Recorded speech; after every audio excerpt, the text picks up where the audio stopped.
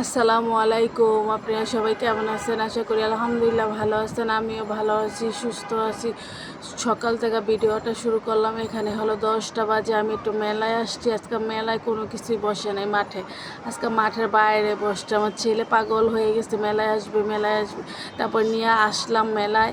এখানে হলো মেলায় একটা পিচ্ছি, ছোট পিচ্ছি হাঁটতেছিল, অনেক ভাল লাগতেছিল।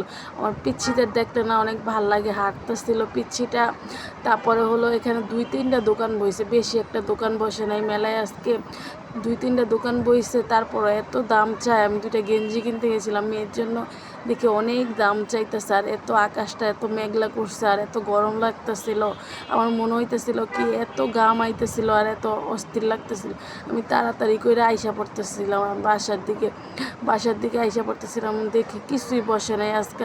ওই পাশে 4-5টা দোকান বইছে, এই পাশে 4-5টা দোকান বইছে, আর কোনো কিছু বসে নাই কেনার মতন।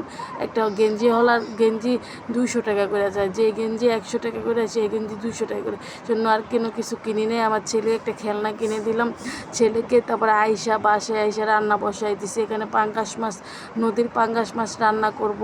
এখানে আমি মাছটা সুন্দর করে লবণটা গরম পানিতে ধুয়ে নিছি। আমরা চাষের মাছ খাই না, পাঙ্গাস মাছ নদীর রান্না করি। নদীর মাছ আনছিল এক ভাগ, পরশু দিন দেখছিলেন আপনারা, 3-4 দিন আগে। এটা হলো হলুদ আর লবণ দিয়ে মাখায়া পরিমাণ মতন তেল দিয়ে একটা কড়ার ভিতরে বাছতে বসাই দিলাম বাজার জন্য। আর এত তেল উঠছে পাঙ্গাস মাছটার ভিতরে, অনেক তেল উঠছে। আজকে আলু দিয়ে ঝোলের মতন রান্না করব পাঙ্গাস মাছটা। অনেক তরকারিটা অনেক মজা হয়েছিল। আমি তো খাই না, আমি পাঙ্গাস মাছ খাইও নাই। দেখতেও কালারটা অনেক সুন্দর হয়েছে। দেখেন আপনারা, এটা সুন্দর করে কড়াভাবে ভাজবো। ভাইজা তারপরে হলো রান্না করব, বুনার মতন রান্না করব, একটু ঝোল ঝোল করব। প্রতিদিন তো আর বুনার মতন ভাল লাগে না। আলু আর পেঁয়াজ দিয়ে আর টমেটো দিয়ে ঝোল ঝোল রান্না করব। এখানে আমি একটা কড়াই বসাই দিলাম। কড়াইয়ের ভিতর পরিমাণ মতন তেল দিয়ে দিলাম। তেল দেওয়ার পরে পেঁয়াজ কুচি, অনেকগুলি পেঁয়াজ কুচি দিয়ে দিলাম। পেঁয়াজটা কুচি করে আমি সাইডে রেখে দিয়েছিলাম। এটা ভাজা হলে এক এক করে আমি সব মশলা এখানে অ্যাড করব। তাহলে আদা রসুন বাটা দিয়ে দিলাম 1 চামচের মতন। তারপরে হলো পানি দিয়ে দিলাম। পানিটা দিয়ে তারপরে লবণ দিলাম। লবণটা দিয়ে দিলাম। লবণ দেওয়ার পরে হলুদের গুঁড়া দিব, মরিচের গুঁড়া দিব, ধইনা গুঁড়া দিব। হলুদের গুঁড়া দিয়ে দিলাম 2-4 চামচের মতন।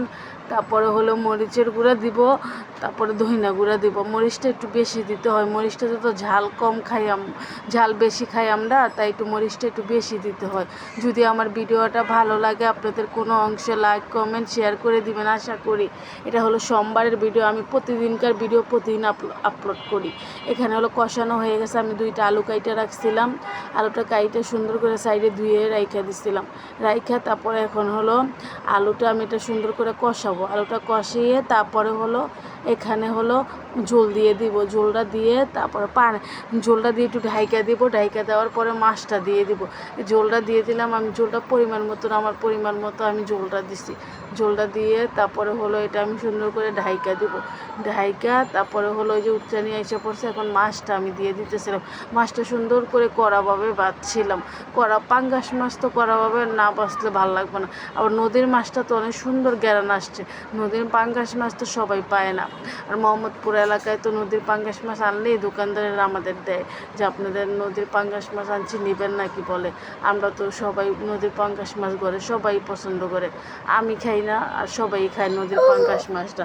তারপরে হলো আমি টমাটুম দিয়ে দিলাম।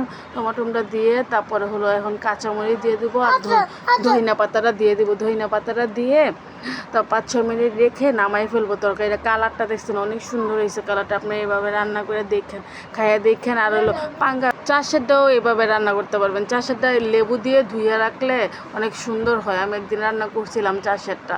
এখানে আবার আমডাল রান্না করতেছিলাম। আমডালটা আমাদের ঘরে তো সবাই পছন্দ করে।